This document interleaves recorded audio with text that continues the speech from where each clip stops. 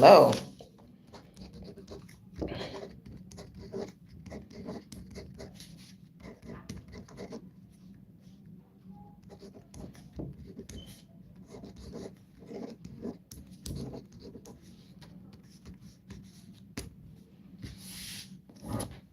Five weeks.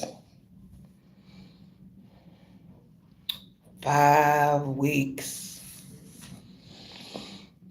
Whew. Almost completed 5 weeks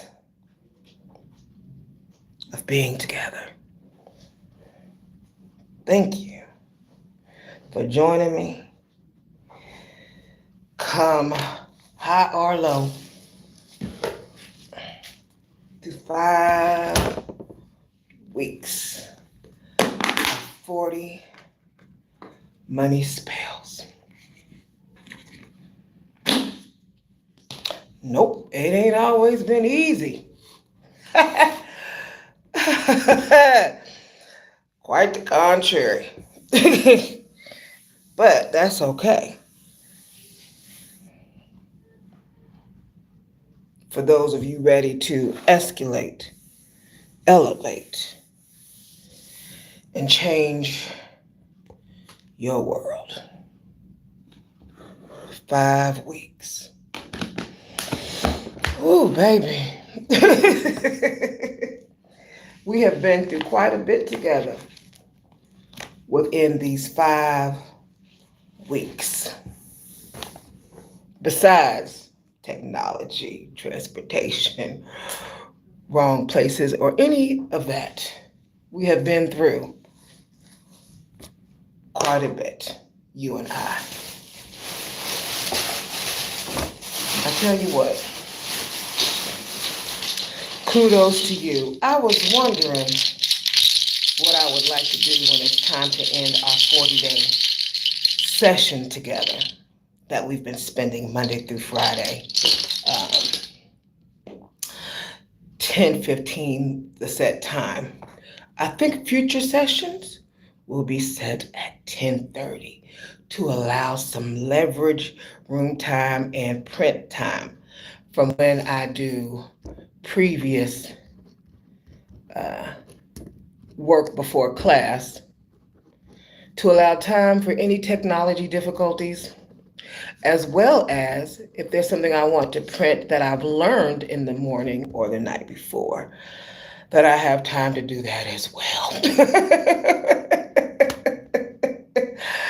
I just thought 10:15 would be the perfect time, but it appears it takes me a moment to process things. And if I want to go over something same day that I have learned previously the day before or the morning of, I need to have time to turn on the computer and print wherever I am.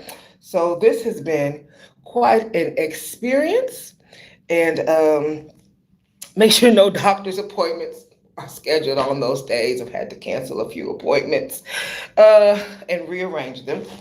So yeah, it's been enlightening. There was a few things. I got so caught up with finishing the day before yesterday's message that I be moving like lightning. I be shaking and moving from the time I get up at 9 get up to do whatever it is I'm doing to the time I get in to see the sunset, which I love seeing the sunset. And there were some things I had mentioned I wanted to go over with you all. So we'll do that today. And I was reminded, I had said I was going to discuss color magic with you. I was reading this book here, and it reminded, High Magic, and it reminded me that I hadn't done. I said, oh, I didn't do the color magic. I wanted to talk about color magic because at your altars that you have made, your ancestor altar, your deity altar, or your wealth altar, I wanted you to understand the colors and the attraction that you were making in candle magic with your altars. I was reading the science of the prophets, and we talk about color magic and flower magic and animal magic on page 382. All right, now as we're going to get started, we're going to slow it down, baby, slow it down. Hello, love tubers. We're going to go through our scriptures to open. We're going to greet the chat members. We're going to go over color magic. We are going to talk about Elijah and Jezebel. And then we're going to get into day 24. Day 24 of 40 money spells. Oh, and we're going to talk about something I worked on yesterday morning that is absolutely scrumptious, that I hope will help humanity. All right.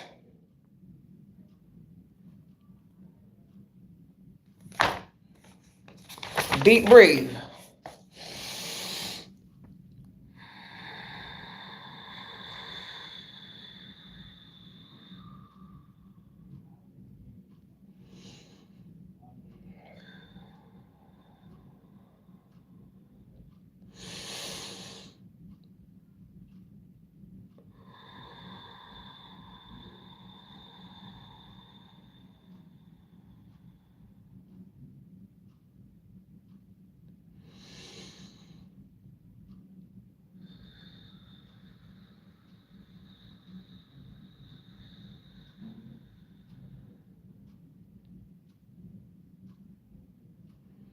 Mm-hmm.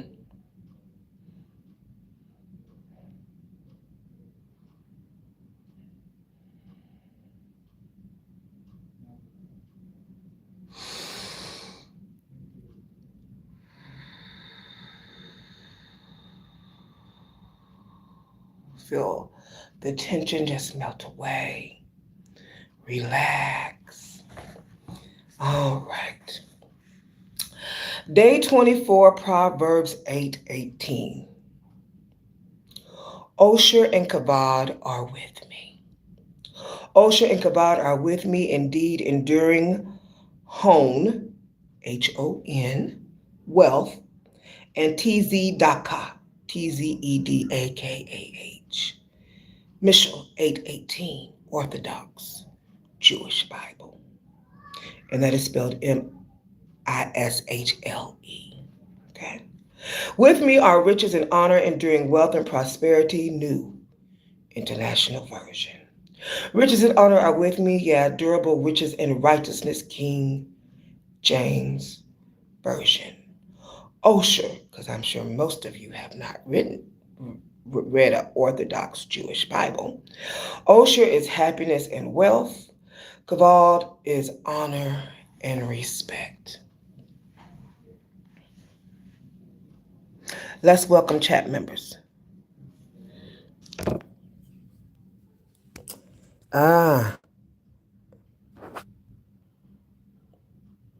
Maria Hakeem Q5I. Hello, sweetness. Vicky Shay -E2R SHAH-E2R. Hello, sweetness. I don't know who Penalty is, but hello, Penalty dot I-H6S.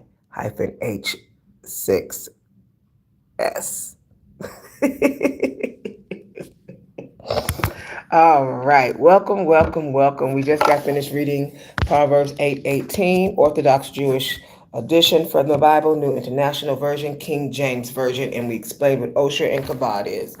Let's go ahead first with candle magic.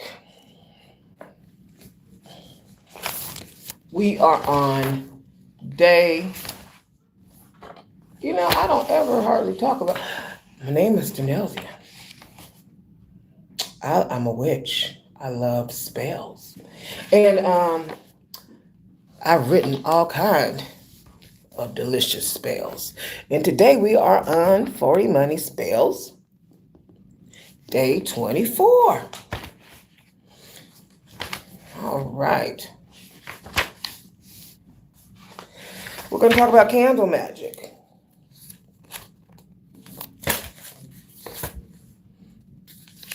And a few other things.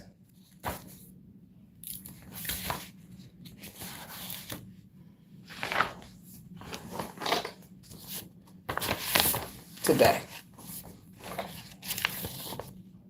Oh, that was yesterday.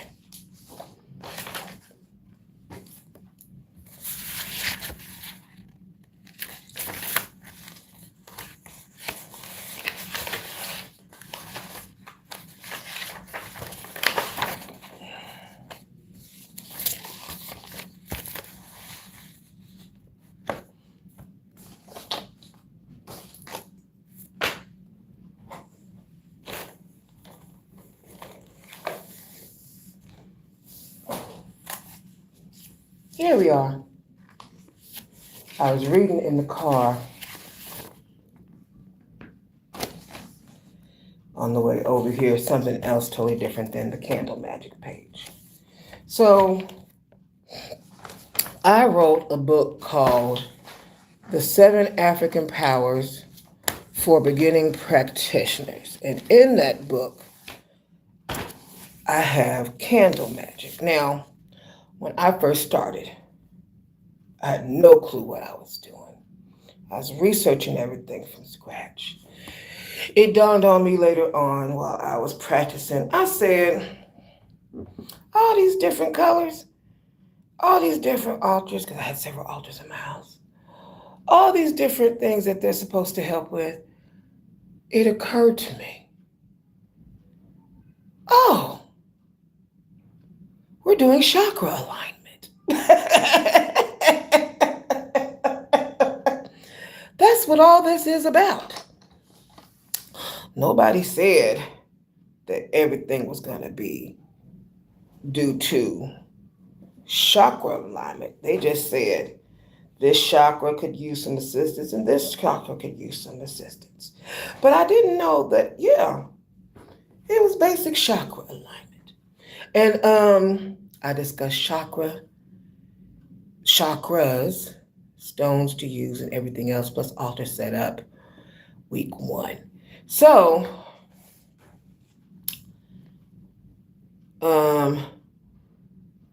flowers, colors, and animals all have an analogical classification with the spirit of the Kabbalah. And he talks about, this is Ephidius Levi, great musician. Those who like the color blue are idealists and dreamers. Those who like red are materialist and prone to anger. Those who like yellow are fantastical and capricious. Lovers of green often have a mercantile or willy character. The friends of the color black are influenced by Saturn. Pink is the color of Venus.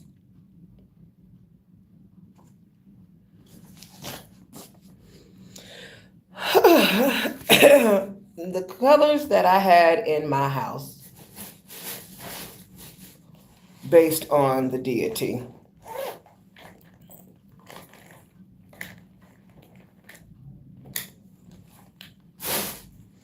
I started with blue, my favorite color. Then I moved to green. Then I moved to yellow. Then I moved to purple. Then I moved, the last altar I set up in my house, then I moved to orange. And then when I felt comfortable enough, I started including the colors of black, red, and white in regards to magic. For me and the deities that I associated with, blue was Yimiya, green was Ogun, yellow was Oshun, Purple was Oya.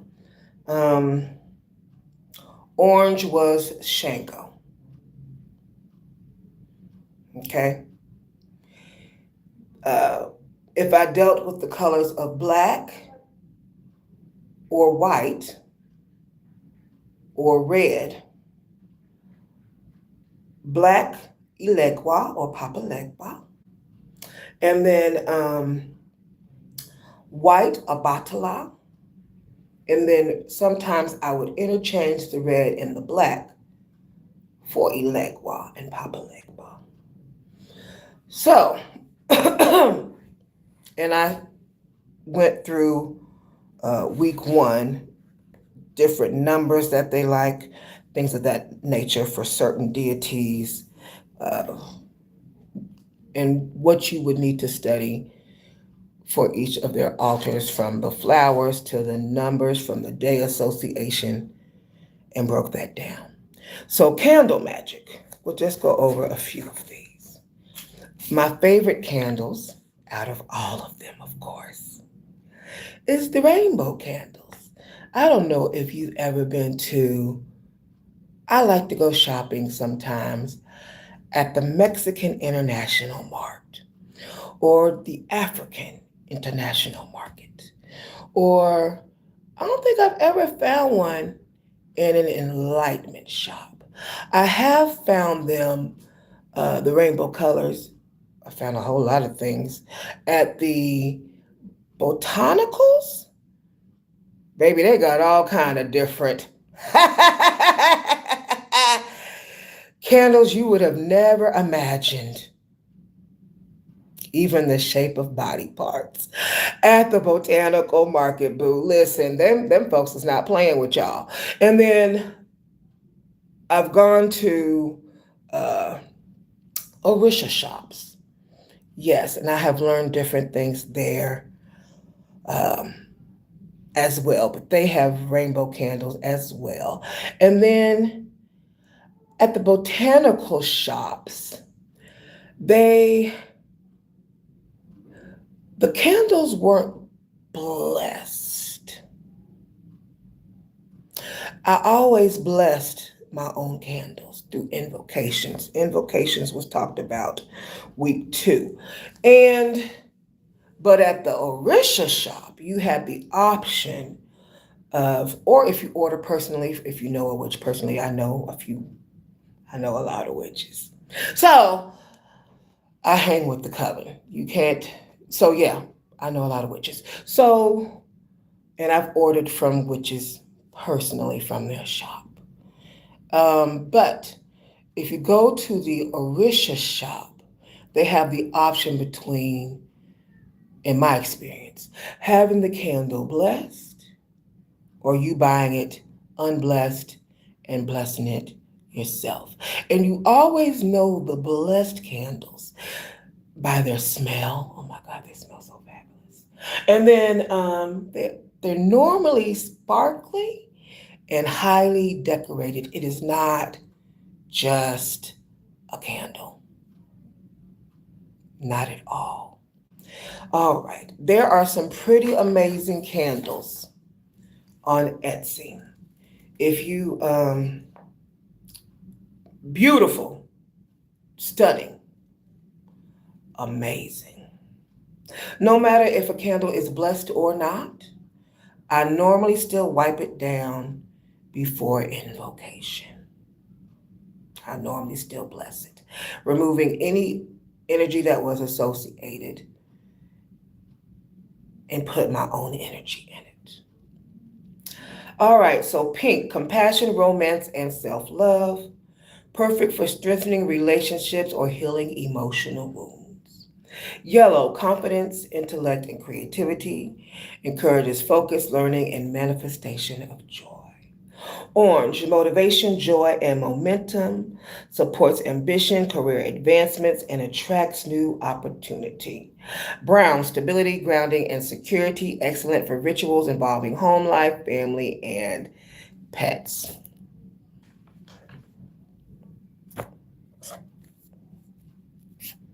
If you choose a home life. versus travel, freedom,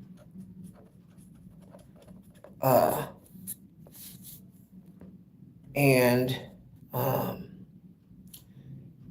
increase from not owning a home, but owning property units versus like a single family home. One is an asset, the other brings you money. Through a single family home, you can get equity and use that as well if you're just interested in being in one place versus mobility.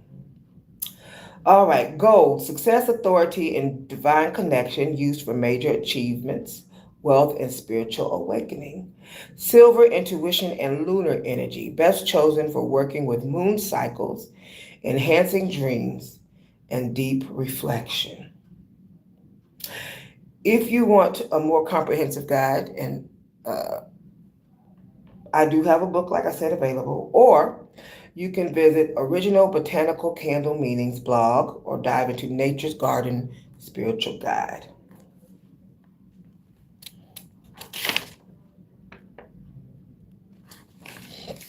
There's lots of information. You probably never looked because you didn't think about candle magic, but there's lots of information on the internet about candle magic before you work with a specific candle or deity or entity. All right. Now, we have started Jezebel. Rev is in, I want to say she's in New Orleans. It's her daughter's birthday. The coven has moved to 7 p.m. Happy New Month, baby. I had completely forgot. I said, it's the second. No, it's the first. Today's the second. Yesterday was the first. Happy New Month. You just got finished celebrating the full moon, strawberry full moon in Capricorn, not Sagittarius, my fault. And yeah, absolutely. And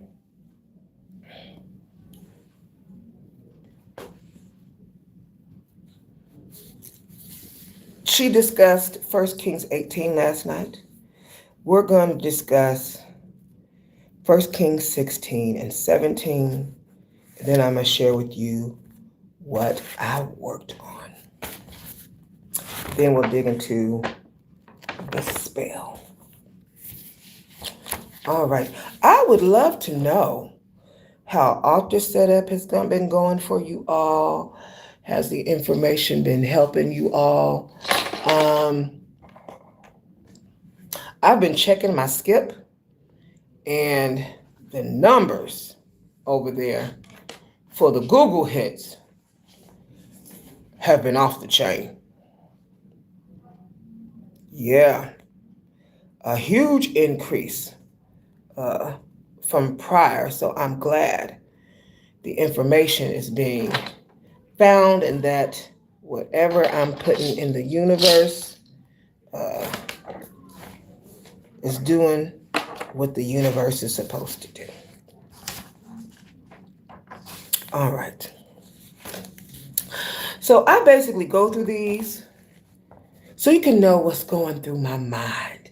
I had someone tell me, a few people tell me, we would like to know what's going through your mind. Okay. So when I read certain things like these books that we're going over that I have never read before, and it's eye-opening. Some parts are breathtaking and others are very jarring. Okay? It's an adventure of sorts. All right. These two, 1 Kings 16 and 17, these two chapters mark a massive turning point in the Old Testament. We move from a chaotic, rapid-fire succession of corrupt kings into a dramatic showdown between the prophet Elijah and the most infamous royal couple in Israel's history, Ahab and Jezebel. Woo! Here's how the narrative breaks down. 1 Kings 16, the spiral of the evil and the rise of Ahab. Chapter 16 plays out like a political thriller tracking a violent game of musical chairs on the throne of northern kingdom of Israel. Ooh, the secession, the DNA secession is what we're going to call it. King Baasha's dynasty is wiped out by Zimri, who Baasha's son Elah. Zimri's reign lasts a grand total of 7 days before the army turns on him, leading him to burn the palace down around himself. Omri's stability. Out of the chaos, a general named Omri takes the throne. He buys a hill and builds Samaria, establishing it as Israel's permanent capital. While politically successful, the texts note he was spiritually worse than anyone before him. Enter Ahab and Jezebel. Omri's son, Ahab, takes the throne and takes Israel's corruption to an entirely new level. He marries Jezebel, smitten, a Phoenician princess, and formally introduces the worship of Baal, the Canaanite god of rain and fertility, as Israel's state religion. 1 Kings 17, the emergence of Elijah.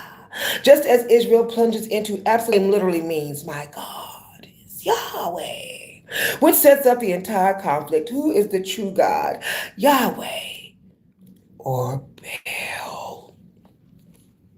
Because Baal is supposed to be the God who controls the rain, Elijah strikes right at his supposed power base by declaring a total drought on Israel.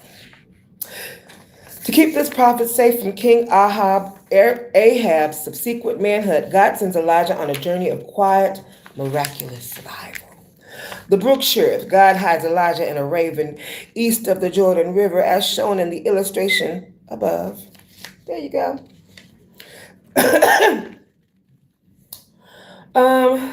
The widow of Zarephath. God tells Elijah to go to Zarephath, ironically inside Jezebel's home territory of Sidon. There he meets a starving Gentile widow preparing one final desperate meal for herself and her son. This is filled with all kind of magic. Baby, let's dissect. The endless jar. Elijah asks her to feed him first.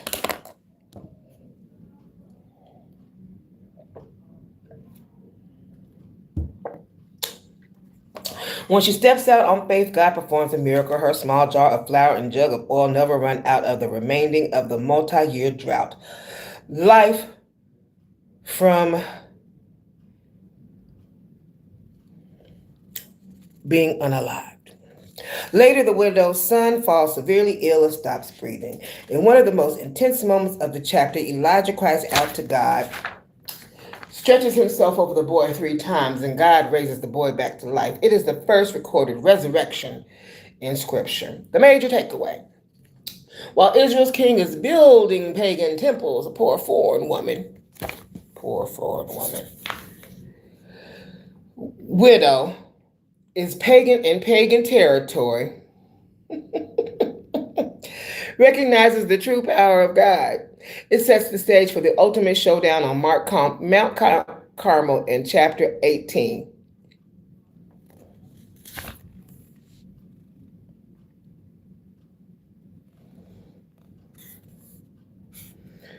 We're going to strip away the strictly orthodox Sunday school narrative of 1 Kings and 17.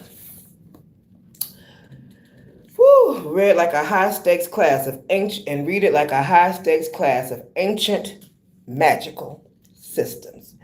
Jezebel wasn't just a political queen. She was a powerful practitioner and a patroness of the Phoenician mysteries, bringing the potent cult of Baal and Asherah right into Yahweh's territory.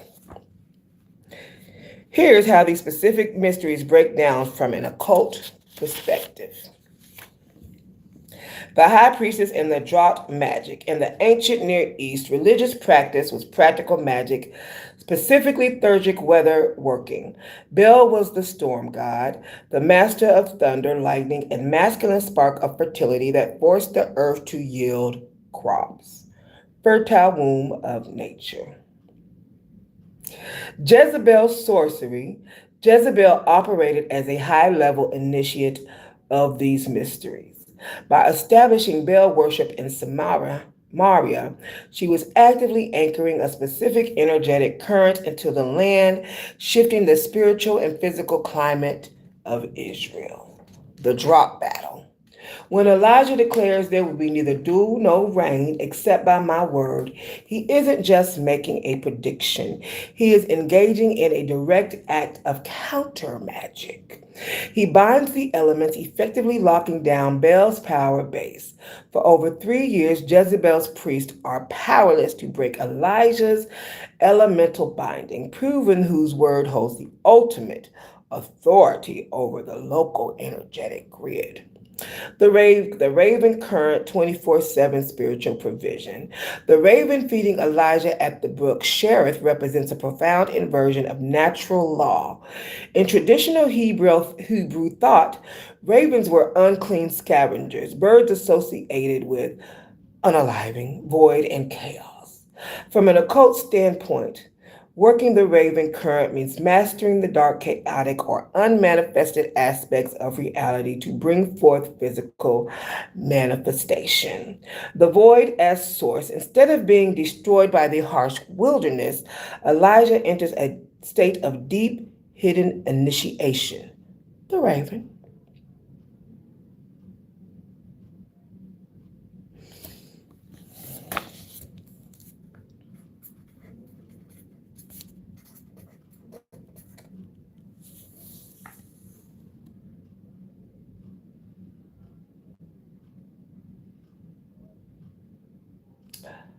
Ah.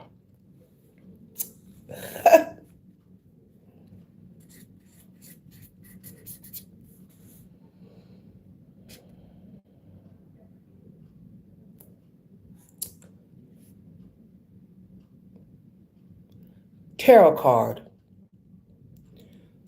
Couch. Couche.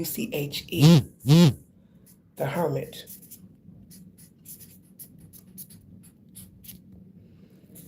I kept saying, where have I seen this before? Okay. Continuous alchemy. The ravens bring in bread and meat morning and evening symbolizes a continuous 24/7 energetic link to the unseen. Nature's predatory devouring instinct is completely reversed into a cycle of pure preservation and alchemical nourishment. The endless jar, the horn of plenty. When Elijah moves to Zarephath, he connects with a widow whose resources are entirely spent. The miracle of the never-ending jar of flour and jug of oil is a classic manifestation of cornucopia or grail archetype. Cornucopia, or grail, as in Holy Grail. In esoteric terms, this is the mastery of Akasha, Akasha, the quintessence. To manipulate dense matter, Elijah and the widow tap into the source of the infinite, renewable life force energy. By operating in perfect trust and alignment, the microscopic physical remnants of oil and flour become a constant focal point for materialization. The vessel never empties because it is plugged directly into the primordial source of abundance, the infinite source of abundance. The special occult room and the raising of the child. The climax of chapter 17 takes place in the upper room where Elijah was staying. In occult architecture, the upper chamber, y'all know about the upper chamber, roof room or hidden closet in the sanctorum. The private space dedicated entirely to high magical work, completely insulated from the mundane vibrations of the lower house.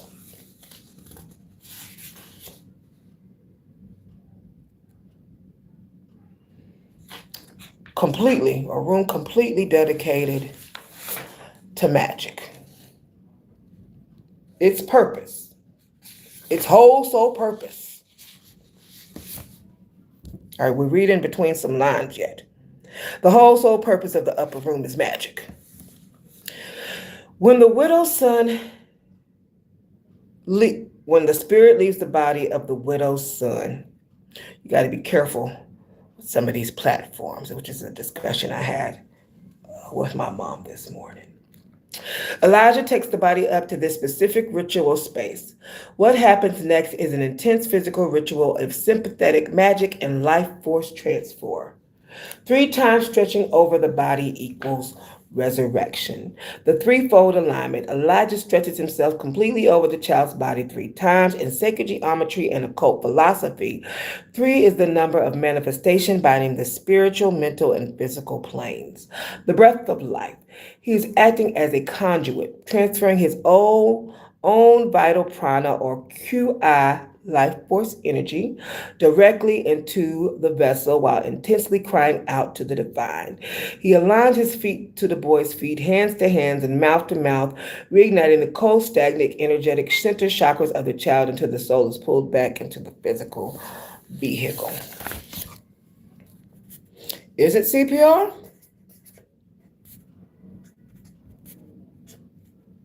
Or is it something else?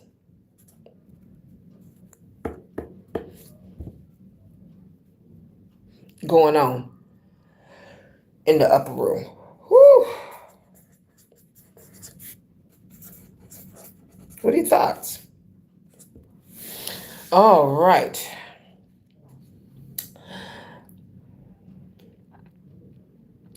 It is a masterful display of ancient necromancy used for restoration rather than consultation, proving that the hidden arts Elijah wielded could master even the threshold of bringing the spirit back into the body. What makes Elijah's ritual in the upper room so mesmerizing to modern occultists such as myself and historians alike is how it sits perfectly at the intersection of shamanic necromancy, high, bringing the spirit back into the body magic, and primal resuscitation.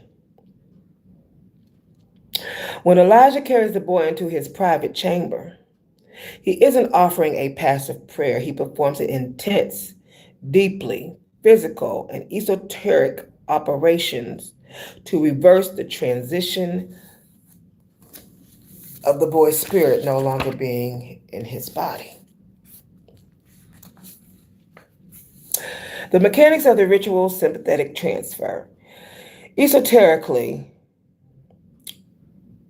when the spirit and the body is not one, is the decoupling of the subtle energy body, the astral vehicle, or the nephesh, nephesh, from the physical shell. Once the silver cord slips too far, the body goes cold. Elijah uses sympathetic magic, the cult law that like affects like, to act as a biological and spiritual jumper cable. Elijah's vibrant life force, 3 times alignment, child stagnant vessel.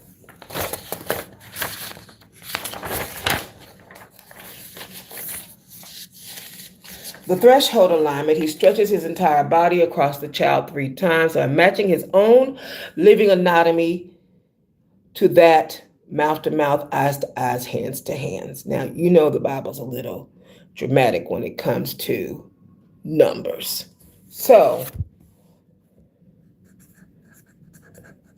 I'm not really sure how that would have happened. He aligns the major energy chakras or meridians. He is creating a closed loop energetic circuit. The spiritual conduit, Elijah forces his own highly charged prana, vital force, across the threshold into the cold vessel, using his respiratory and etheric system to manually restart the boy's stagnant spiritual machinery.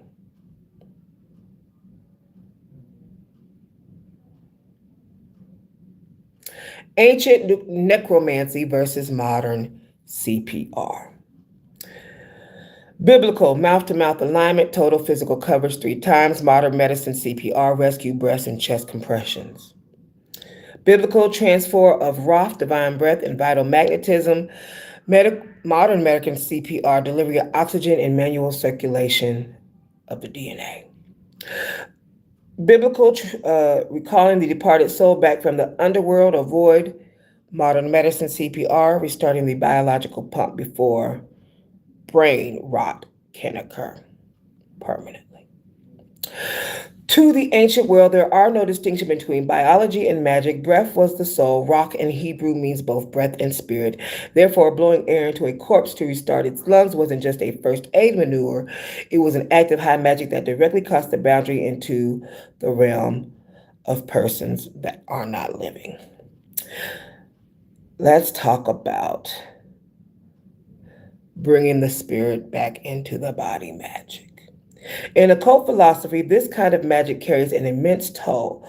True necromancy, reversing the polarity of it to pull a soul backward, demands a massive expenditure of the practitioner's own vital reserves. Elijah doesn't just whisper a spell. The text shows him crying out in agonizing intensity.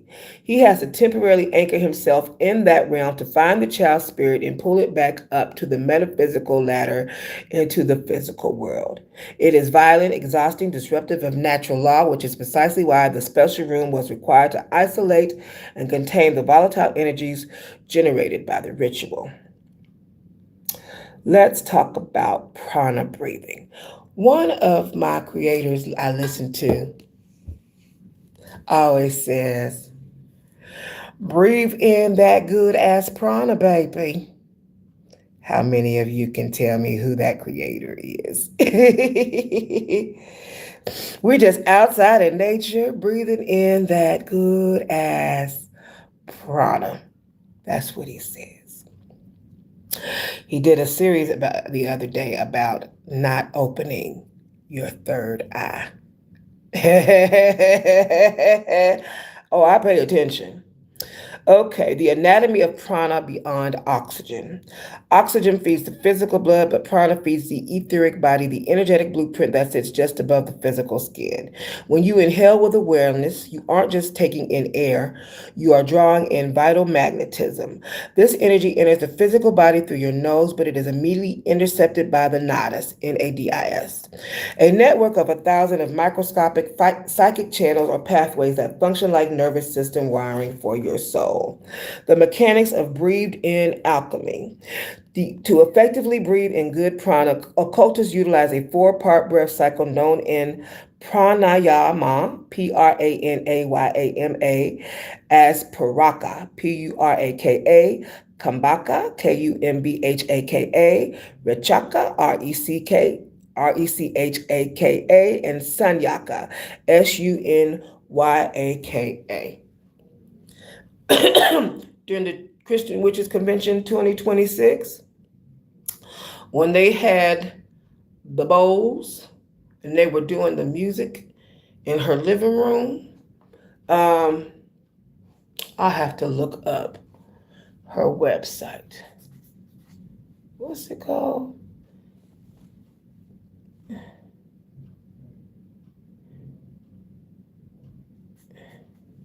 But she was having breath work done during it. She did 3 sessions. 1, 2, I think it was 3 sessions. And yeah, she was doing breath work during all 3 of the sessions, and the sessions lasted about 20 minutes each.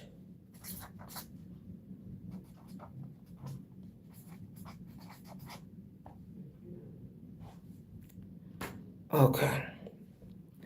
Inhale, retain, absorb. Exhale, release, empty, align. Okay? The inhale, puraka, drawing power. You consciously pull in fresh, high vibrational energy. Esoterically, you visualize this as a brilliant light, vital heat, or pure potentiality entering the crown and the nostrils.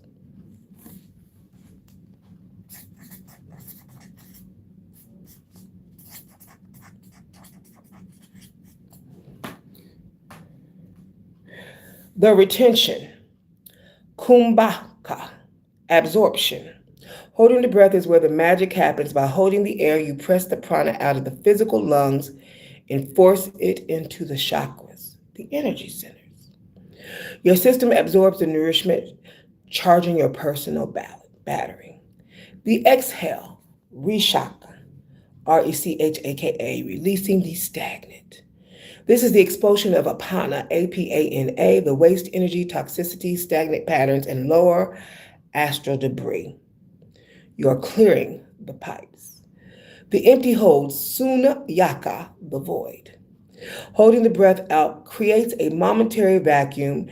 In this still point, you align directly with the cosmic void before the next cycle begins. Right nostril, Pingala, Pingala, solar masculine.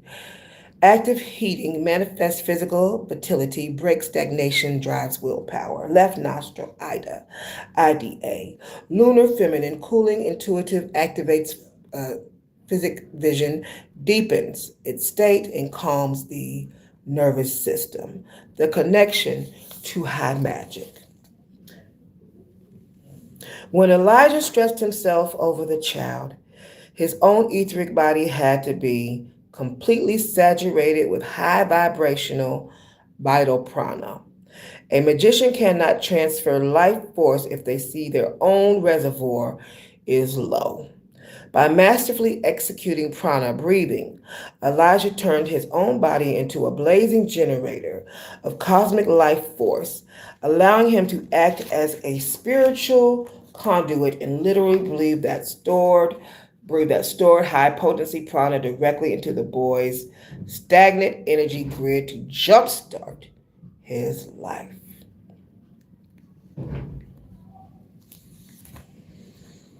If you're doing your meditation in the morning, uh, sitting on the floor with your spine straight, you automatically are calling those in.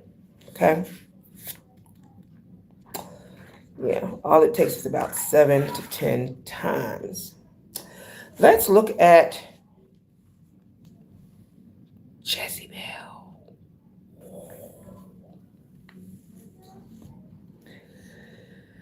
The royal initiate, a high-level high priestess of Baal, Melkart, and Asherah. The type of everybody loves to hate Jezebel.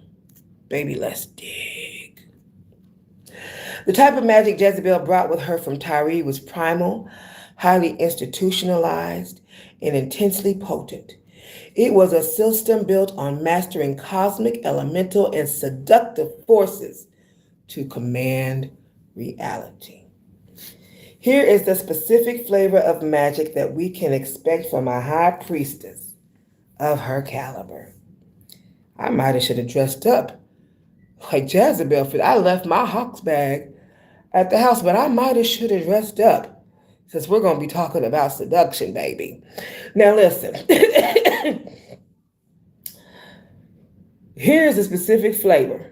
High-level glamour and sovereign seduction. In the ancient world, a queen's toilet routine was an act of high ritual. Ooh, girl. When Jezebel prepares for her final confrontation in 2 Kings 9, the text notes she painted her eyes and adorned her head. To the uninitiated, this looks like vanity. To an occultist, baby, this is glamour magic. Like I put on my makeup yesterday, did the hair and everything. I was doing glamour magic because I had some things I have to do on some platforms that's going to require some glamour magic. Yeah. The lady came to the room. She says, "Oh, you got your high heels with you and everything." I do, because today, ma'am, librarian, I'm going to be performing some glamour magic, and glamour magic I did do. All right. The mask of the goddess. She was invoking the astral archetype of Astarte, Astarte, and Asherah, Asherah, the cosmic queen of love, war, and fertility. The command of the gaze. Glamour magic isn't about looking pretty. It is the deliberate manipulation of the observer's perception.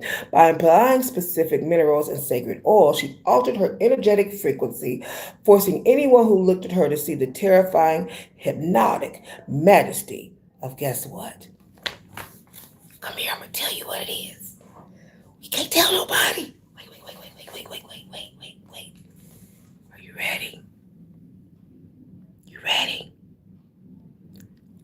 The divine feminine. Oh, lovely. Even in defeat, she commanded the room.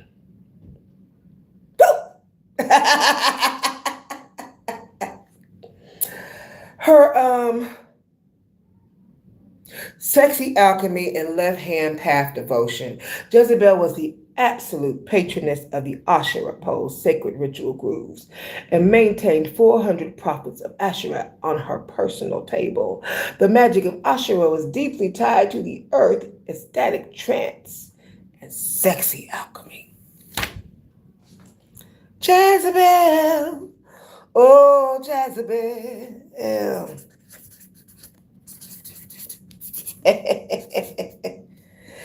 You know, that might be what was wrong with the world today. Maybe we need some Asherah pose. All right.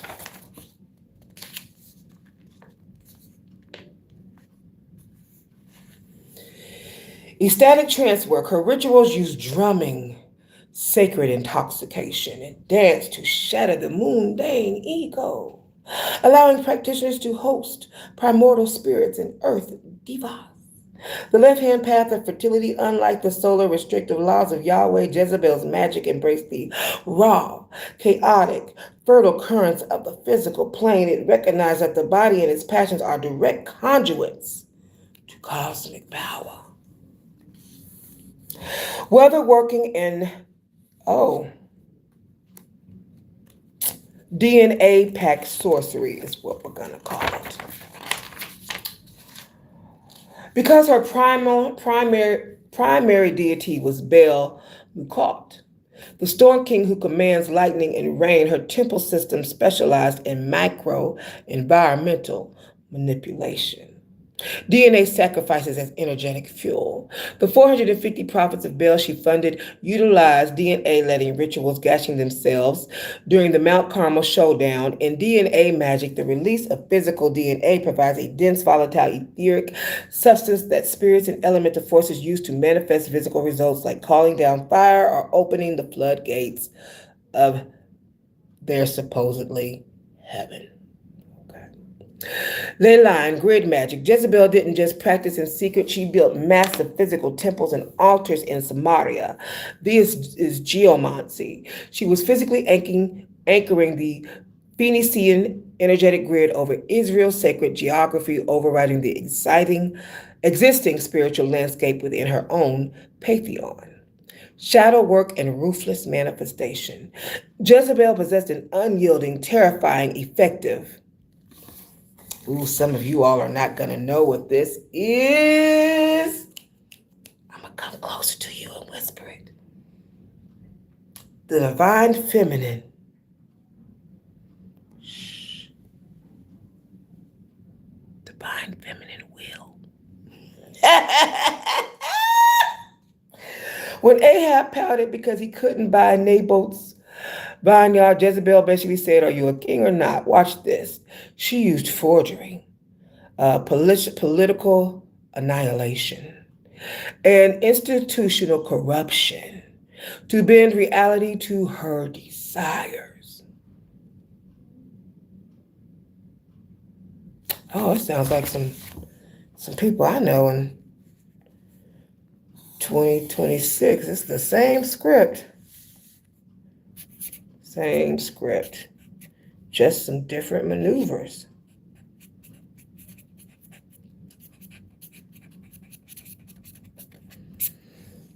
Everybody wants to be king. Okay. The witch's takeaway. Jezebel represents the architect of the Shadow Queen. She balanced the ecstatic, wild earth magic of Asherah with the fierce, dominating, sky-shattering power of Baal. She was a master of using spiritual authority to seize absolute material control.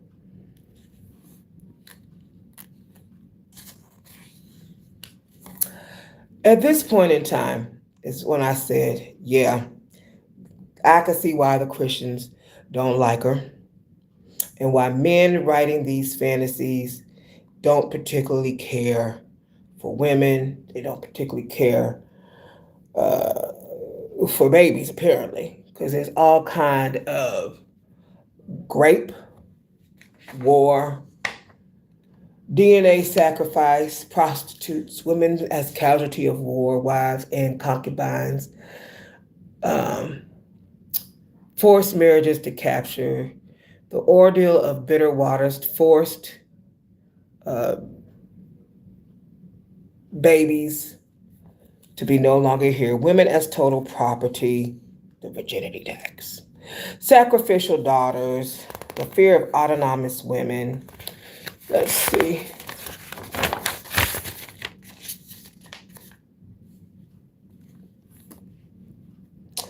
Jezebel represents everything a patriarchal structure fears. A woman who is independently wealthy, politically sovereign, fiercely intelligent, and completely unapologetic about her spiritual authority. To the male scribes writing the books of King, a woman ruling over men and importing her own spiritual system wasn't just a political threat. It was a cosmic nightmare.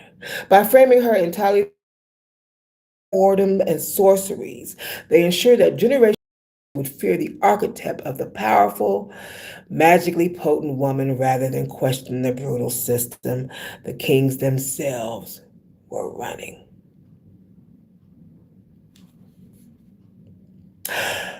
I wanted to honor Jezebel, and that's what we're going to do right now. Across the stone of Samaria's floor, they drew their boundaries, locked their door to bind the pulse of the ancient mud and fear the fire within her DNA. But queens of the sea do not bend to dust nor trade their crown for a conquered trust. They paint you wicked, they painted you cold in the fragile ink of a text grown old. Because you held the keys to the storm where the lightning strikes and the earth is warm. The Asherah grows where the wild drums beat and the keys of the world bowed down at your feet.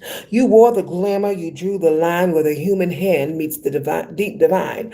Let the scribe write their curses, let history no longer lead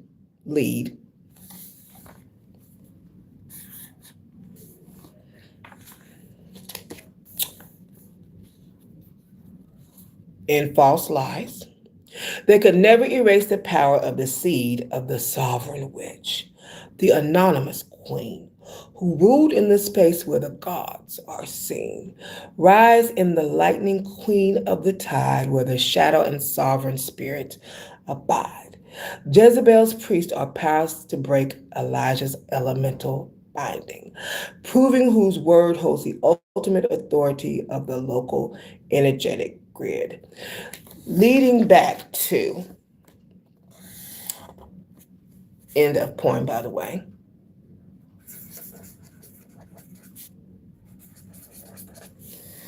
You shall serve no other gods. From an orthodox theological perspective, this is the entire punchline of the narrative. The first two commandments, you shall have no other gods before me, and you shall not make for yourself an idol, are framed as the ultimate law of the land. Mount Carmel's showdown is written specifically to show that when Yahweh decides to look down the elemental grid, no amount of DNA ritual or petition from Baal's priests can break that energetic vault. But if we look at this through a deeper esoteric lens, the phrase "you shall serve no other gods" reveals a fascinating cosmic power struggle over what occultists call egregores, Heregores. You know what's surprising? A video on this word popped up on my timeline today before I even mentioned that I was going to mention this in this video. I had simply just printed what I wanted to talk about. But it showed up bright and early this morning. I ain't even had a chance to halfway. I ain't pushed play, didn't have a chance to listen to it. Just went ahead and saved it so I could listen to it later. I said, hey, that's a word I wrote, I need to connect dots. Spirit team on the job. The battle of the egregores. Egregore is a non-physical entity or thought form that arises from the collective focus, belief, and original energy of a group of people. Human devotion and ritual feeds the energy of the egregore, the deity. Material results, magic flashes back down. When a population pours intense devotion, sacrifice, and focus into a deity, they build a massive spiritual reservoir. In the ancient world, gods were tied to specific geographic territories, local energetic grids. The Yarist current. The god of the Hebrews was a fierce, jealous, solar, monarchical current. His system demanded absolute, exclusive loyalty to maintain its pure, untainted frequency. The Phoenician current. Jezebel imported a completely different energetic network, a multi-layered, ecstatic earth and storm current, Baal and Asherah. When the two currents collided, it wasn't just a theological disagreement, it was a total war for dominance over the psychic atmosphere of the region. Why the system demanded no other gods. For a high magical standpoint, the strict command to serve only one god was a method of etheric containment, that is ETHRIC. If a musician or nation splits their focus between multiple deities, the energetic circuit becomes fragmented. By enforcing absolute exclusivity, the priest of Yahweh ensured that 100% of the nation's spiritual output, emotional energy, and ritual power fed one centralized current. Elijah's demonstration of breaking the drought wasn't just about showing off. It was a declaration that the Yaris current had achieved total monopoly over the elemental forces of the specific grid. For a high priestess like Jezebel operating in a land where local spiritual landscape was violently hostile to her gods, made it an incredible, dangerous uphill battle of high sorcery.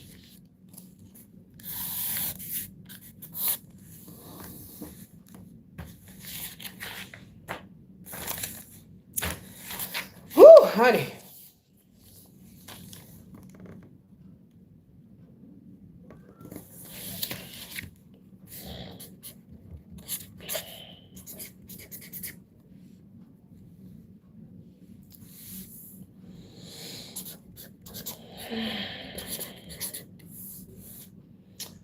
I simply just had questions. That's all. That's all I had. I just had questions.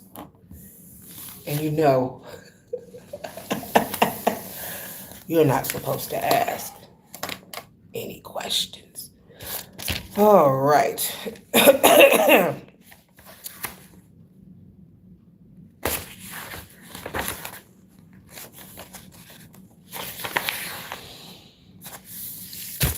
Whew, I'm so sorry. You know what? I haven't, I did eat this morning. I had some eggs. I'm still full, but I am thirsty. This is what I want to do.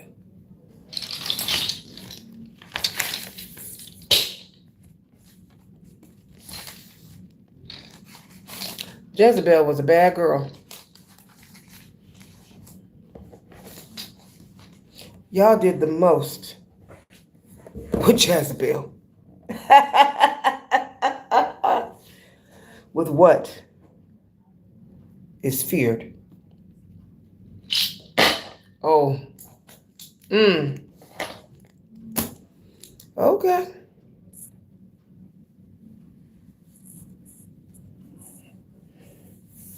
I'm going to need to buy a new bra.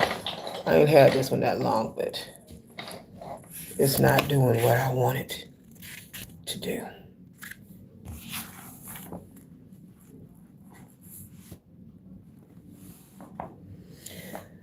The surprise I told you I was working on. My mother got ready to post something on her Facebook page this morning.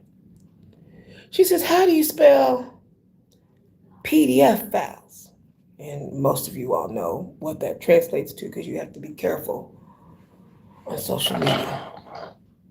I said, huh? I said, I spelled it out. She says, I'm getting ready to post something on Facebook and that. My ears just perked up. You get ready to do what? I'm going to get ready to. Oh, no, ma'am, you are not. No, ma'am, you're not. And so I read through what she had. I didn't have time to print it or anything because I wanted to be here at the time that I was here. And I read through it. She had things on Republicans and Democrats. She was mad at this. She was mad at that. I said, oh, no, ma'am. I said, why do you have, I didn't even have, you're not fighting them. You're not. You're not. She says, well, what do you mean? And I had to remind her, we fight not against flesh and blood, but against spirits and principalities of those in dark places. She says, oh. I said, you're not fighting a party. Oh, no, ma'am. You are fighting a consciousness, which means you do not deal with it on this end. You take it to the upper room.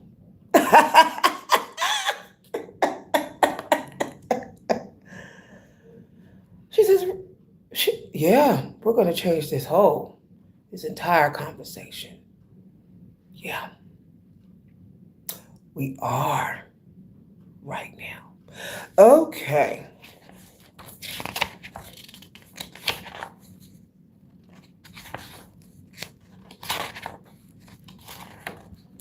I told her that this needed to be fought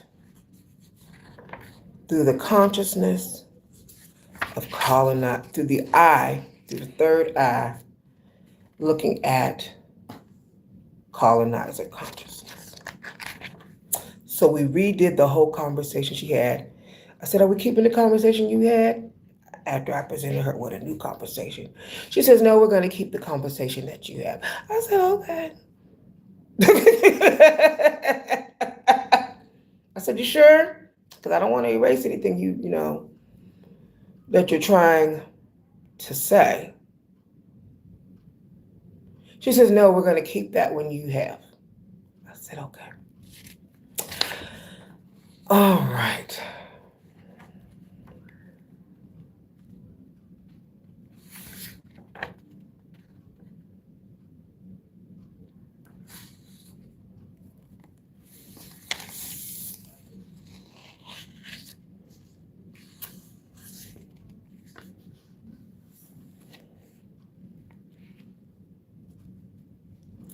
Let's talk about root pathology.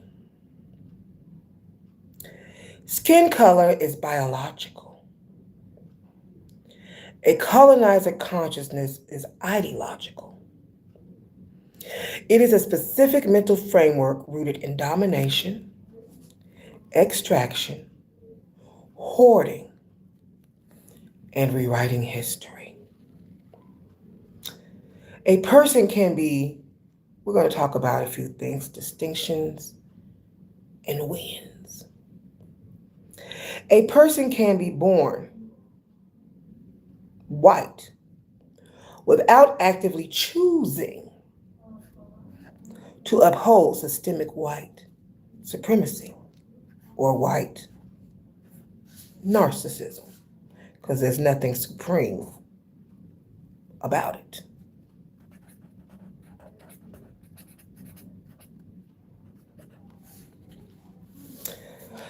Conversely, someone of any racial background can internalize a colonizer consciousness if they adopt its logic of hierarchy and extraction. The win, by naming the consciousness, we are attacking a set of beliefs and systemic behaviors, not an immutable human trait. Calling it colonizer consciousness neutralizes the primary defense mechanism. The moment a writer uses white people as a monolith in an economic debate, a person operating from a place of privilege will immediately trigger a defensive reaction. They will scream, "Reverse racism!" and completely tune out the data. The shift. When you say colonizer consciousness, we take away that escape hatch. We are diagnosing a specific disease of the mind, one characterized by entitlement and historical amnesia. If they get offended by the term colonizer consciousness, they are forced to publicly identify with that specific exploitative mindset to defend themselves. It corners colonizer consciousness logic. It invites broader coalition building because it is bigger than color. The global history of colonization shows that this mindset has been used to exploit human beings across continents, plural. The shift, framing the fight against a specific type of consciousness, acknowledges that the system harms a vast majority of people, including working class people who are manipulated by elite rhetoric into defending systems that don't actually serve them. The win after the shift. It clarifies that the goal is not a reversal of power, one group dominating another, but the total dismantling of dominance model itself.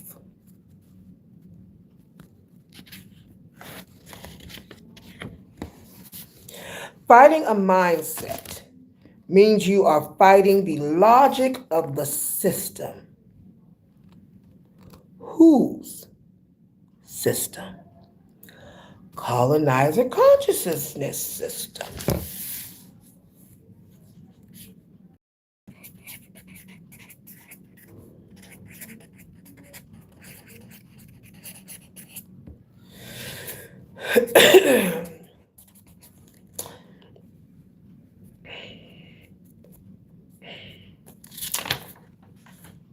Ready for the shift? I hope you're ready for a shift. Let's put some palmistry on it, shall we, since we know that worlds are in our hands.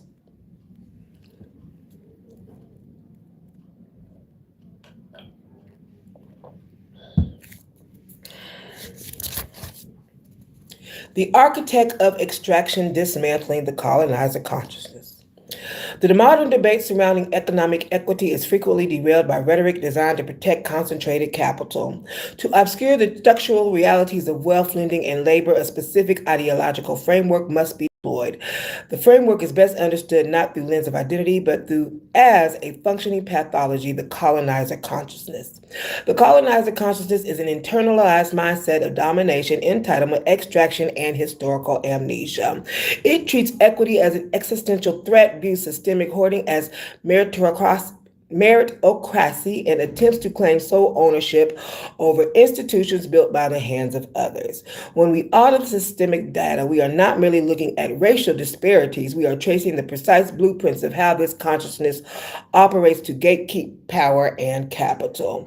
The capital ledger, hoarding reframed as merit. The colonizer consciousness relies on the myth of a neutral colorblind playing field. It isolates the present moment from the past, demands the current economic metrics be viewed without context. However, the macroeconomic data reveals a highly deliberate compounding architect of extraction. U.S. capital distribution under the architect of extraction. Median family net worth, concentrated legacy wealth, 284,000. Extracted wealth baseline by those living off the Gregorian calendar or by it. Extracted wealth baseline 44,900.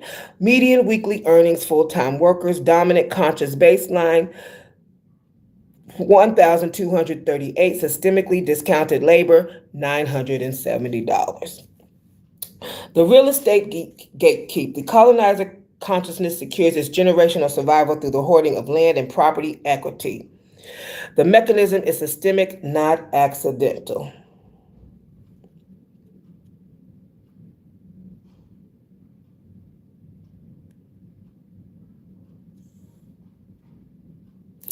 On the way over here, we're just going to take a brief pause. I was in the car with my Uber driver, and she was listening to a Christian station called K-Love. And at 10:06, I put down my magic book, and I picked this up so I could go ahead and read through it briefly before I arrived to open today's session. The song, I don't even know who was singing these songs because I don't listen to K-Love. She said she listens to K-Love every day. First song said, I am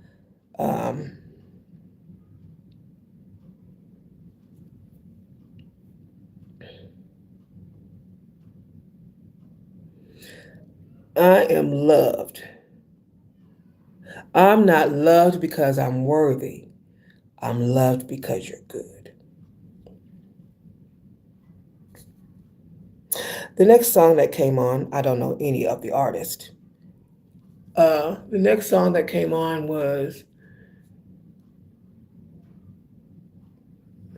I asked her who was singing the song. She says, I don't know. You like it? I said, oh yeah, I like it. Then another song came on and it said, I wandered in the desert for 40 years.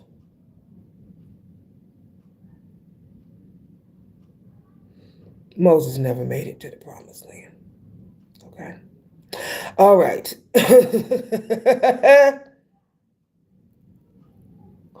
The last song I remember before I got out of her car, it says, it was on Joy Comes in the Morning.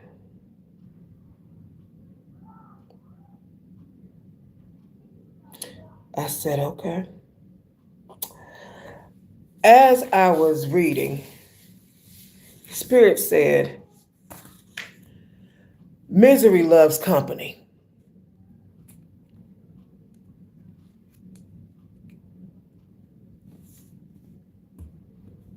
It wants you to be their company. We are saying no to your company. Let's continue. The colonizer consciousness secures its generational survival through the hoarding of land and property equity. The mechanism is systemic, not accidental. The blueprint, through biased property appraisals, predatory lending, and geographical steering, up to 79% of Black families face institutional housing barriers. The con, by artificially suppressing the asset values of marginalized communities while inflating its own, this mindset maintains a massive wealth chasm, 284,000 to 44,900, while disingenuously claiming this disparity is merely a matter of individual hard work. Institutional capture and the illusion of loss. A defining trait of the colonizer consciousness is zero-sum anxiety, the psychological illusion that when a marginalized group gains access to a baseline human right or a fraction of capital, it is an act of aggression against the dominant structure. We see this play out against corporate and federal landscapes. The weaponization of diversity rhetoric. The mindset aggressively attacks diversity, equity, and inclusion initiatives reframing basic corporate accountability as reverse discrimination. The reality of advancement, corporate demographic data reveals that advancement initiatives have overwhelmingly served to expand access for white women who occupy roughly 23% of leadership roles, while white women of color remain severely restricted at 7%. The legal shield, the title 7 of the Civil Rights Act of 1964 explicitly outlaws racial quotas. DEI initiatives do not have to enforce outcomes. They merely attempt to disrupt the natural nepotism of the colonizer mindset. Yet to a consciousness accustomed to total monopoly, shared space feels like exile. You see any God in this yet? Who's God? Certainly not a loving God. Loving Christian God. Is that what we're talking about here? I just trying to put 2 and 2 together. That's all. The commercial credit starvation, the extraction model functions by limiting the ability of independent ecosystems to self-fund and scale. While Black Americans comprise over 13% of the U.S. population,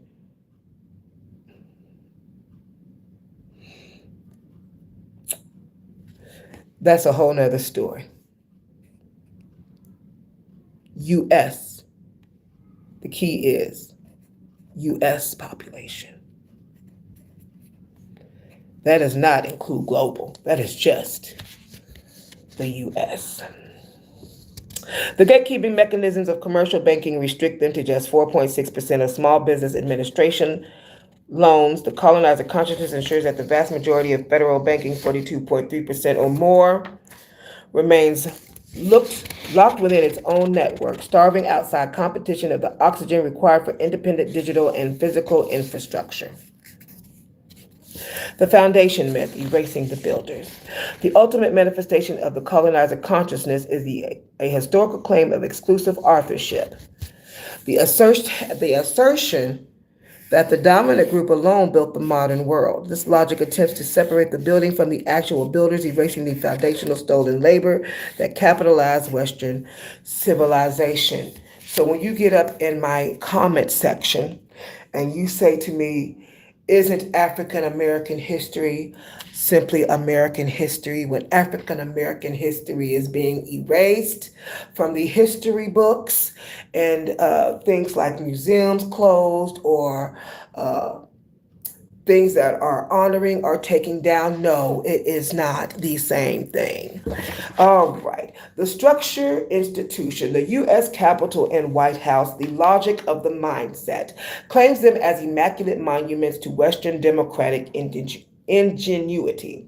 The concrete historical receipt. So we're going to talk about the logic of that mindset and then give you some facts. Federal payoffs confirm that the literal foundations of these institutions were evacuated, quarried, and laid by rented enslaved African laborers. The industrial cotton economy attributes 19th century economic dominance to pioneering trade and market capitalism. Fact, enslaved labor produced over 60% of American export.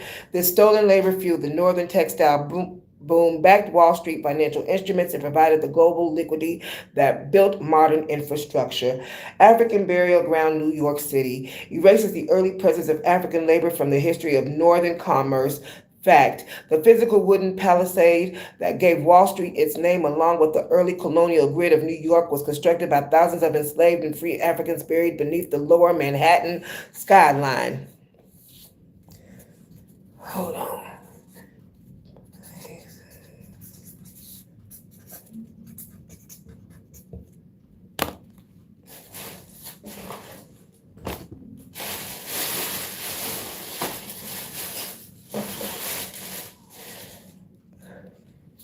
Okay, that's okay. I'm just gonna write paid on here.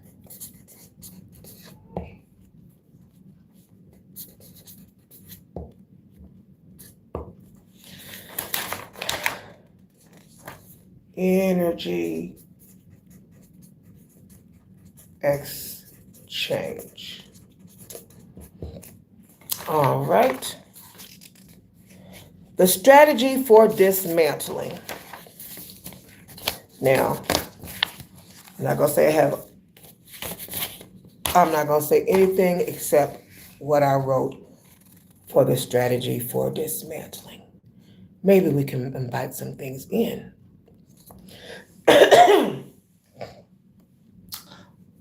The colonizer consciousness cannot cash the claims it makes. It relies on emotional grievance because it cannot survive a data-driven audit. By naming this problem accurately, by identifying it as a predatory mindset rather than a demographic, we strip away its ability to claim victimhood. We expose it for what it is, an absolute system of extraction that must be completely dismantled to clear the path for true digital, sovereign, and economic equity. Imagine if everyone knew themselves and their birth codes, galactic centers, any of the rest of the knowledge I have, how would these numbers change and why? When individuals fully internalize their intrinsic worth, cosmic identity, and sovereign authority, moving entirely outside the definitions imposed by an extractive system, the fundamental mechanics of how capital moves begins to shift. If everyone operated from a deep knowledge of self, their galactic signatures, and their inherent alignment, rather than a state of conditioned lack, those institutional numbers would mutate rapidly. Here's exactly how and why those metrics would change. Laying to bed permanently the wealth disparity. The current 284,000 to 44,000 wealth gap is the shift. When people understand their true internal frequency and baseline sovereignty, they stop seeking validation or survival from predatory economic systems. The consciousness shifts from participation in an extractive market to the creation of an independent, self-contained ecosystem. Why the numbers would change. Wealth could decouple from predatory institutional metrics like traditional real estate equity, rigged by appraisal bias, and move into sovereign digital ecosystems, land collectives, and localized community capital. The 44K baseline evaporates because people stop leaving their capital in banking systems designed to starve them. Credit and capital reallocation, the 4.6% SBA bottleneck. The current statistic where a population making up 13% of the country secures only 4.6% of SBA loans relies entirely on institutional gatekeeping and the reliance on traditional commercial credit lines. The shift. Knowing one's energetic signature and sovereign power breeds an uncompromising refusal to beg an absolute system for permission to build. Why the numbers change. The 4.6 metrics becomes completely irrelevant because the community stops applying for their crumbs altogether. Instead, a self-aware collective builds independent funding mechanisms, utilizes decentralized financial technology, private networks, and sovereign community grants. Capital begins to pool internally, circulating within a conscious ecosystem multiple times before ever leaking out to external institution. The collapse of the wage gap. 1,238 versus 970. The median weekly wage gap exists because the current corporate structure prices labor based at systemic devaluation and institutional gatekeeping. The shift. A person who is fully awake to their design cannot be easily exploited or psychologically managed by corporate rhetoric. They recognize that trading their life force energy for a suppressed weekly check is a negative energetic exchange. Now, that does not mean go out and quit your job today and you ain't got nothing set up in place.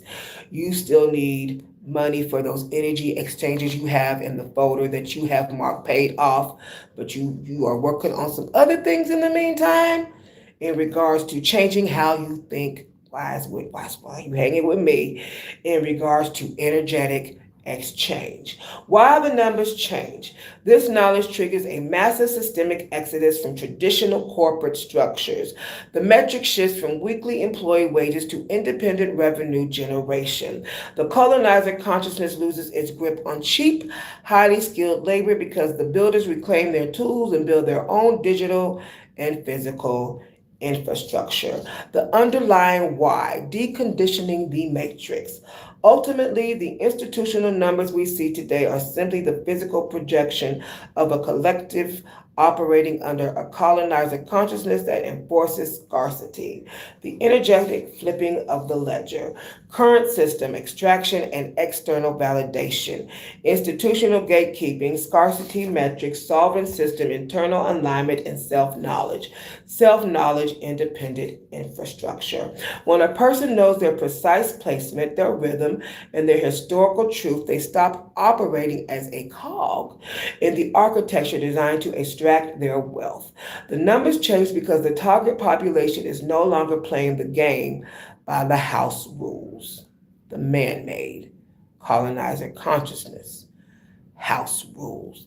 They have walked off the board entirely to build their own. These people, some of them, because I just seen some things happen today, the overripe birthright citizenship, and then what happened to one of the churches recently. I don't remember. You know what? Let's talk about it. Okay, the unhinged nature of this mindset is being exposed simultaneously on the legal front and in the physical world. Let's just get to it.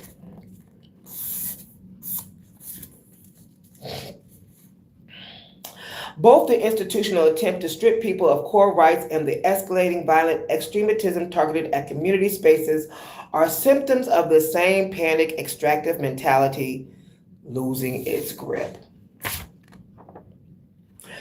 The legal attack trying to overturn birthright citizenship, as shown, the Don Lemon show, The Supreme Court just issued its landmark ruling in Trump versus Barbara. They struck down Executive Order 14160, which was an unprecedented attempt to bypass the Constitution, and end automatic birthright citizenship for children of undocumented or temporary residents.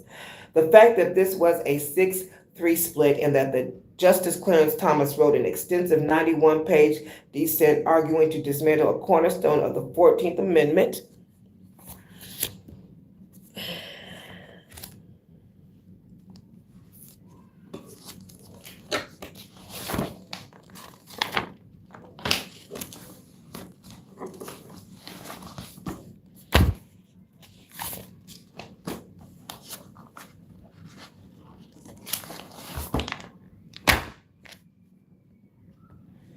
Well, he's definitely no Thurgood Marshall.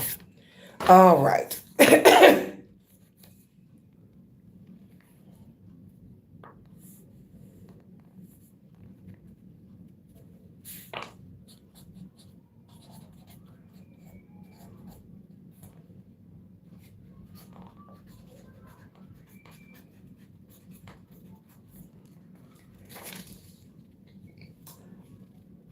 Shows exactly how deep the pathology goes.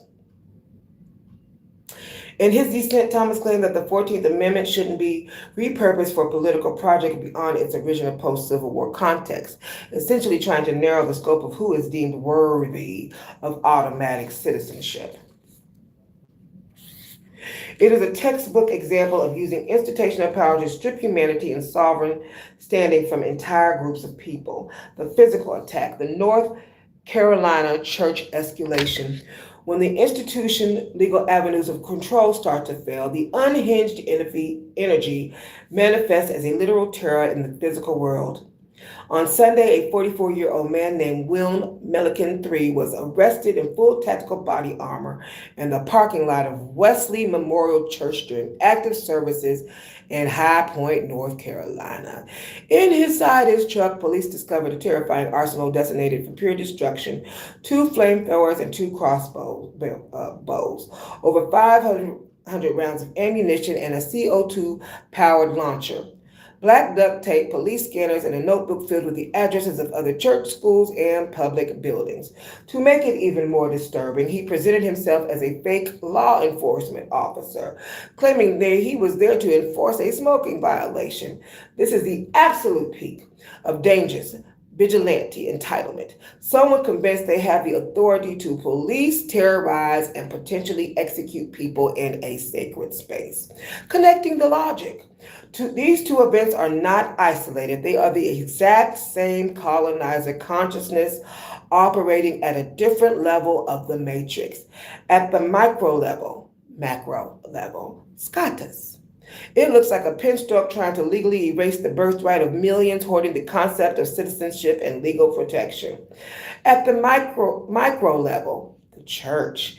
It looks like a heavily armed man putting on body armor and packing flamethrowers to terrorize a community operating under the delusion, baby, the towers are falling, that he has a right to dominate and control the space.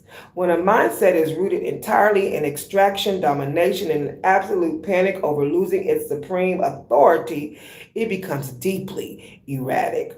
The lies unraveling, the systemic gatekeeping is being exposed, and the desperation to maintain control is spilling over into open view.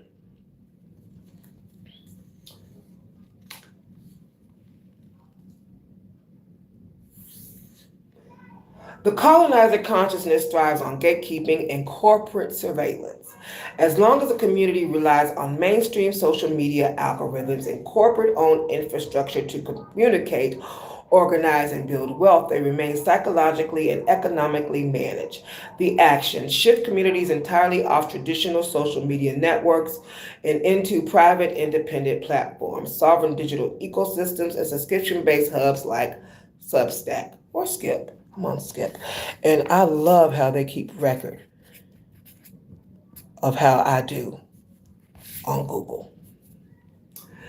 The impact: this completely starves the old system of the digital data attention capital and intellectual property it extracts to sustain itself. It creates an isolated, secure environment where independent strategies can be developed without algorithmic interference. Pool and circulate capital, starve the gatekeepers. The metrics of disparity: 284 versus 44K net worth, or the 4.6% SBA loan bottleneck, only maintain power if the collective continues to play by traditional banking rules. Establish financial pathways such as utilizing private banking, business banking architects, alternative financial technology platforms, and self-funded community grant networks.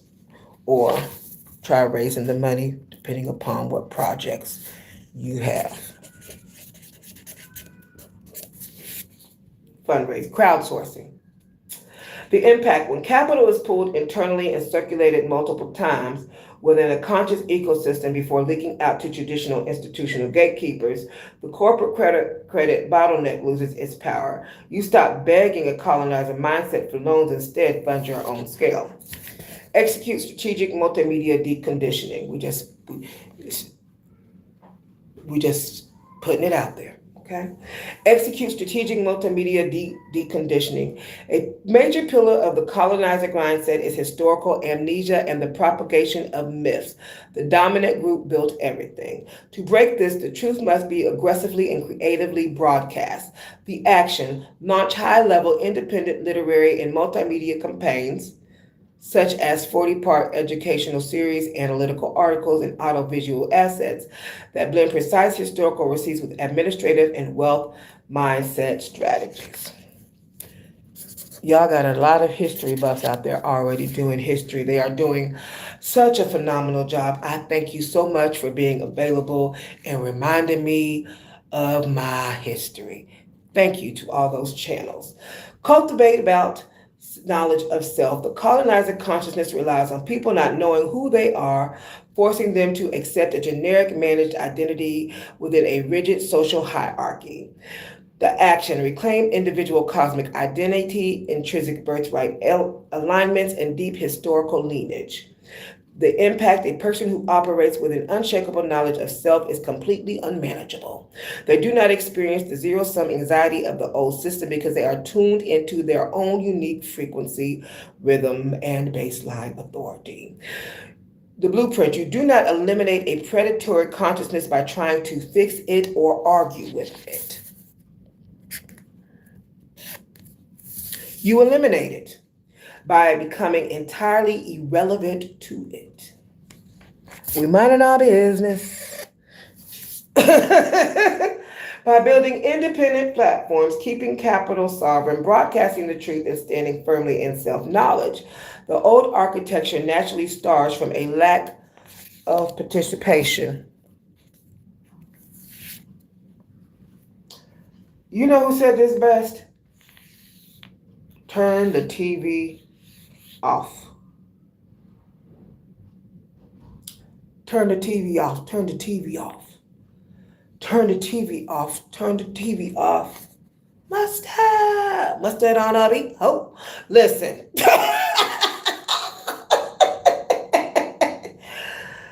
Baby, who was supposed to perform at that Super Bowl is exactly who was supposed to perform.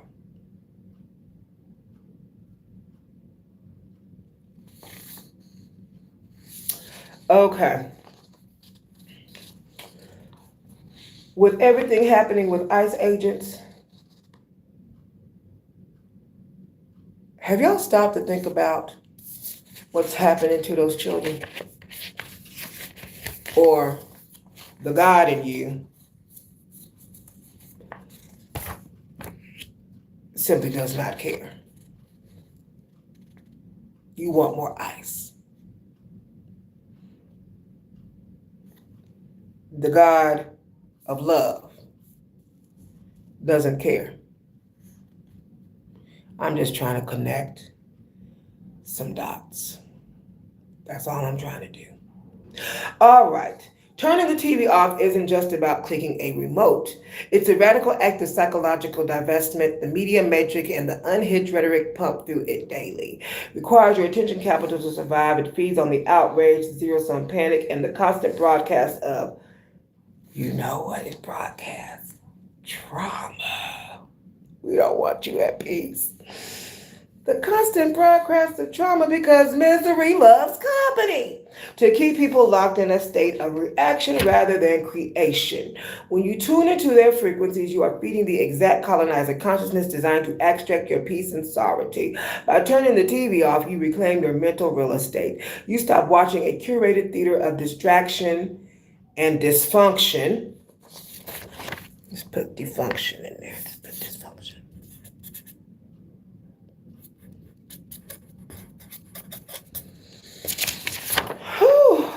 And start focusing entirely on the ground level. Baby, we starting with that sacral chakra. Building sovereign platforms, pooling capital, and grounding yourself in your true alignment and self-knowledge. You can't dismantle a system while letting it broadcast its programming directly into your living room. You shut it down. Step off their board and write your own script. One of our own.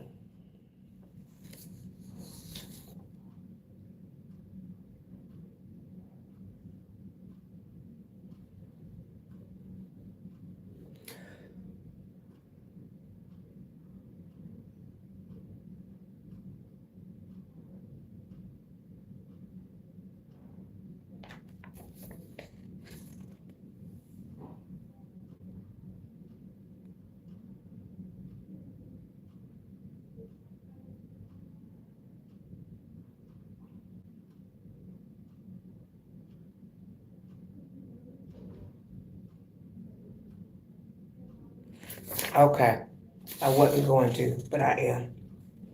So one of our own has done a deal with Target, and we have been boycotting Target. And I felt that this was slightly confusing. It's a direct clash between the mechanics of survival for an individual creator and the mechanics of economic warfare for the collective. Let's clear up the confusion.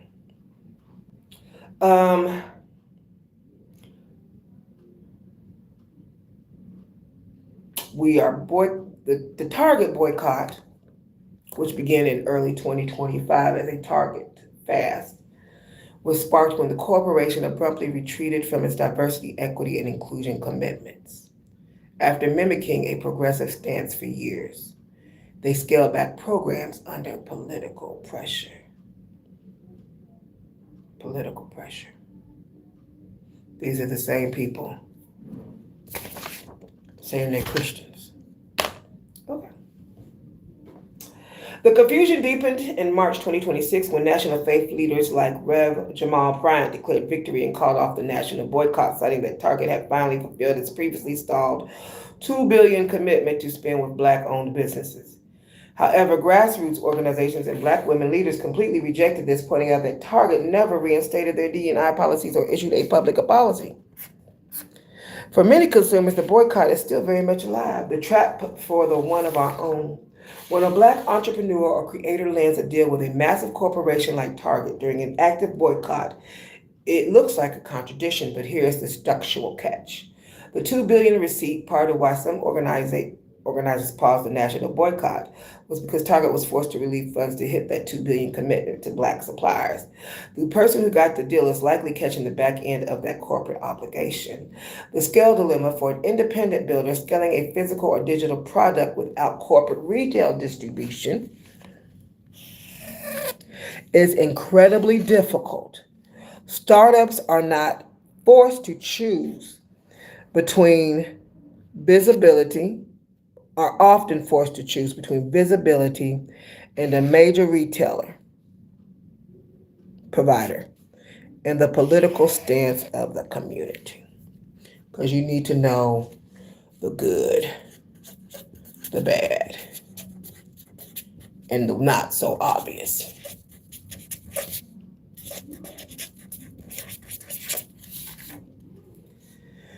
This situation highlights exactly why relying on large corporate gatekeepers will always create friction. Target uses these partnerships as windows dressing to claim they care about the community while simultaneously gutting the internal policies that protect marginalized workers. We can support individual wins and buy their products directly from their website, that individual's website, while remaining uncompromisingly critical of the corporation housing them.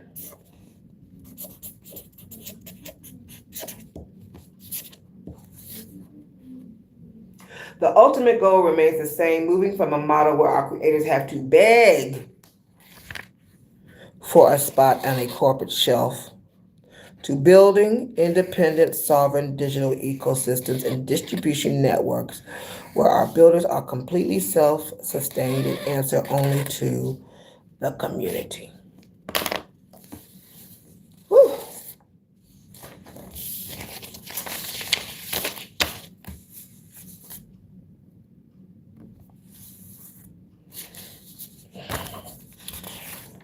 Oh, baby, we done cast some spells today. Yes, honey, absolutely. We are going to close out the session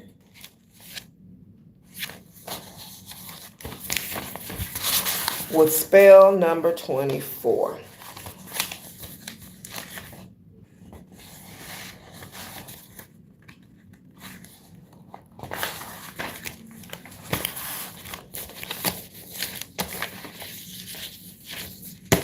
And if they don't have that item on their website, you simply don't buy it.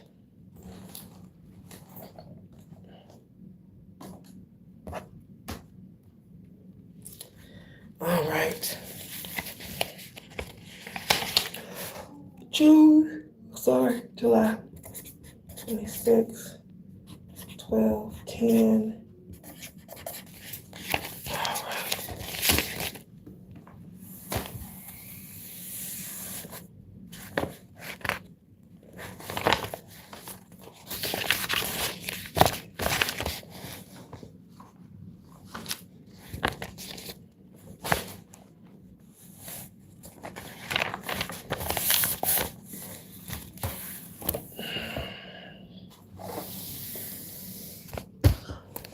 Congratulations. You have reached the end, almost, of spell 24, Shiv, spell 24.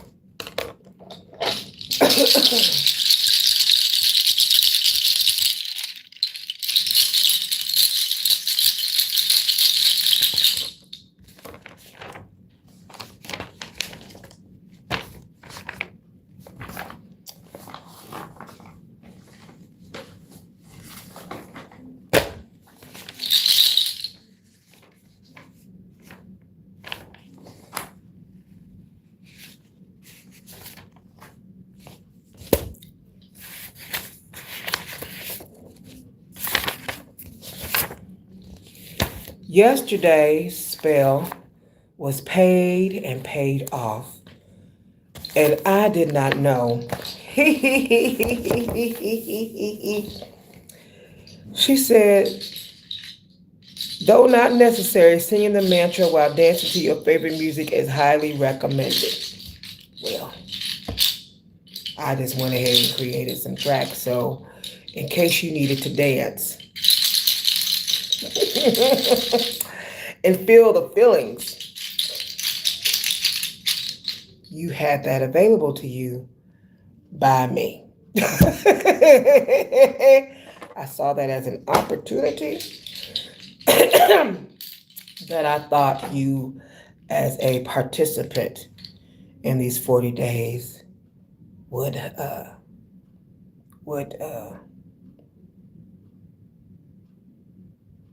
like to go with you as far as your readings.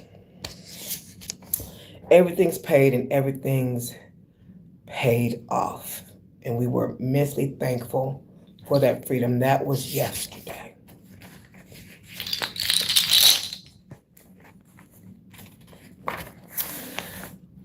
Spell 24. Sure feels good to be rich. Notes on this spell. This spell helped me through tremendously in shifting my vibration to rich. Rich is a feeling. Feel rich now, and you are 80% there.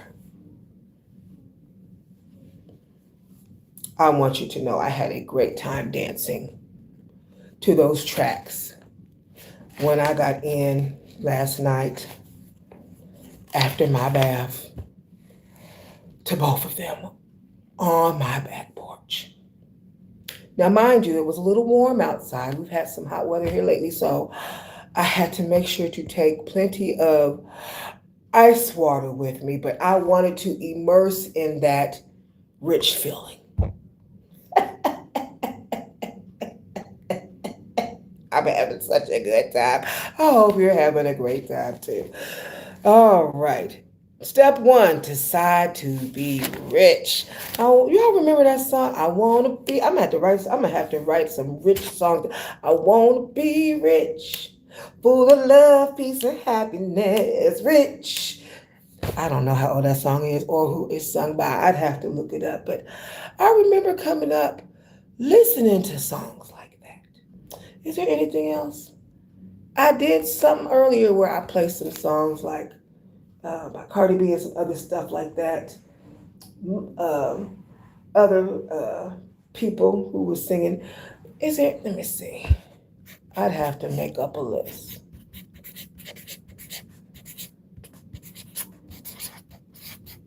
If I was a rich girl, Gwen Stefani. Yeah, rich girl. I may have to get a little list together. I'd have all the money in the world if I was a fancy girl. Who else can I think of?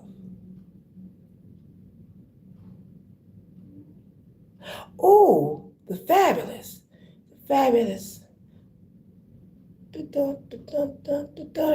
Hold on, I'm trying to remember. It's been a moment, y'all. If you ain't got no money, take your at home. Glamorous. I'd have to look it up. First,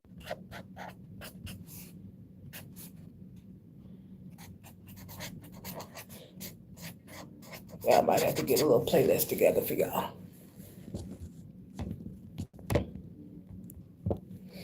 All right. There's a few other people I listen to for chants. I have to see about some chants together or something.